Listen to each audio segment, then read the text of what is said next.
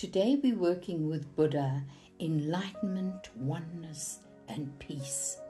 And Buddha lived in the extremes of life, both as a rich prince and as a hermit. And he teaches us that the middle way, or moderation, is where you find true happiness. He's the epitome of enlightenment, the knower and the seer. He reminds us of the truth within each person's heart and mind. And he embodies nobility, purity, oneness, and the importance of being charitable, to remind you to be true to your highest good while supporting the highest good of all.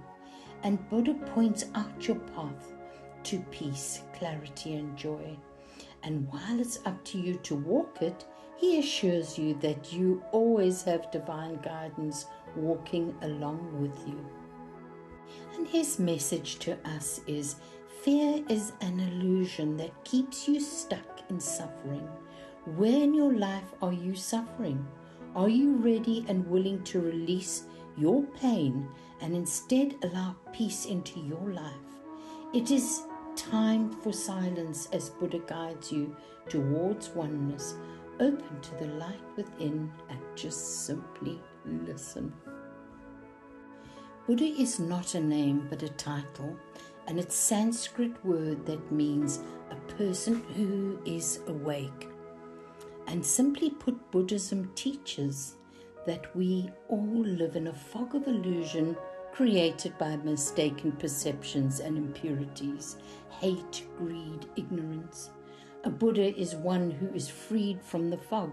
It is said that when a Buddha dies, he or she is not reborn, but passes into the peace of nirvana, which is not a heaven, but a transformed state of existence. There are multitudes of Buddhas, and they represent aspects of enlightenment, and they also represent our own deepest natures. And some of the better known iconic or transcendent Buddhas, including Amitabha, the Buddha of boundless light. I cannot pronounce this, but excuse me guys who know how to pronounce, but Bhajay Guru, the medicine Buddha who represents the power of healing, and Vairocana, the universal or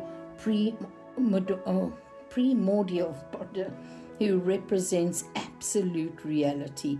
The way the Buddhas are posed also conveys particular meanings as well. So the bald, chubby guy, laughing fellow many Westerners thinks of as a Buddha is a character from the 10th century Chinese folklore. People imagine that to be enlightened is to be blissed out all the time, but that's not the case. And achieving enlightenment doesn't necessarily happen all at once.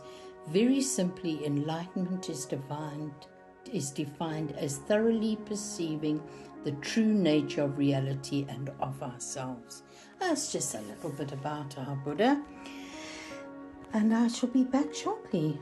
Some crystals associated with Buddha would be the diamond, and this is often mentioned because in Tibetan Buddhists depict the Queen of Heaven, Vajravara, as a diamond pig.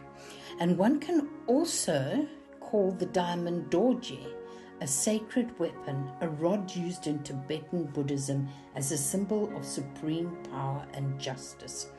And this symbolizes the active power of the male about the feminine.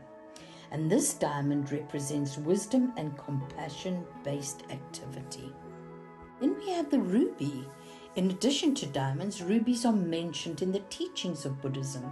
The Chinese use these stones to pay homage to Buddha. For Buddhists, the ruby is one of the most revered of all magical stones. Its main magical property is to give birth to an attraction to the great. So Indian magicians used to say that it can give unlimited power and exert an irresistible influence on people.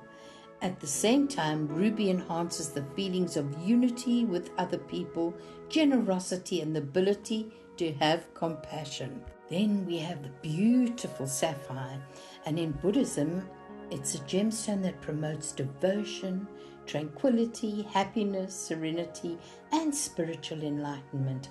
It can help find purpose in one's life, overcome all fears and depression, and bring mental comfort, make one calm, strengthen prudence, and tame one's passion.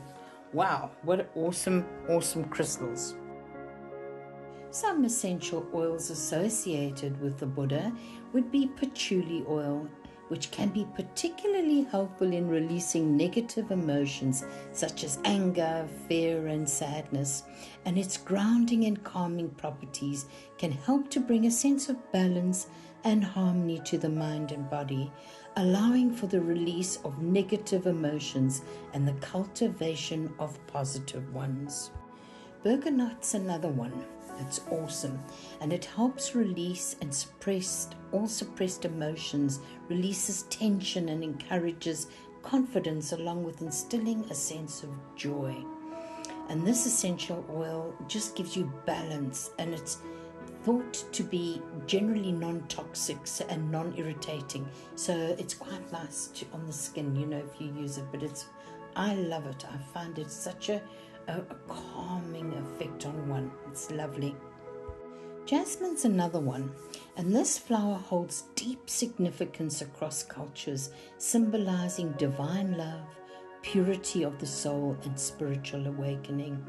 And its intoxicating fragrance is said to transport you to a higher realm, or to the higher realms, I should say, making meditation and relaxation a breeze. So grab a cup of jasmine tea, light some incense, and let your spirit soar. Great! Our spirit animal today is the swan, and it's about forgiveness. The gracefulness and the ease of swans have been an inspiration for myths, fairy tales, and ballet. And the swan is the carrier of forgiveness and shows us the way through its character. Forgiveness can seem unsurmountable, often impossible to approach to resolving deep emotional and mental trauma. So this one speaks of being easy on ourselves and feeling the healing grace in our lives to accept and release the wounds of the past. It becomes a process when we gradually and as delicate as swan down, we can begin to amend for ourselves and those who basically wronged us. So swan's neck illustrates the need for flexibility in our attitudes and perceptions of ourselves. And when ready, we open our heart, spread our wings, and grant ourselves freedom. Swan feathers are very powerful for cleansing the energy fields and removing blockages. Let's close our eyes and affirm, I am worthy. I accept myself completely. I share and attract peaceful energy. I am strong, powerful, and confident. I am enough.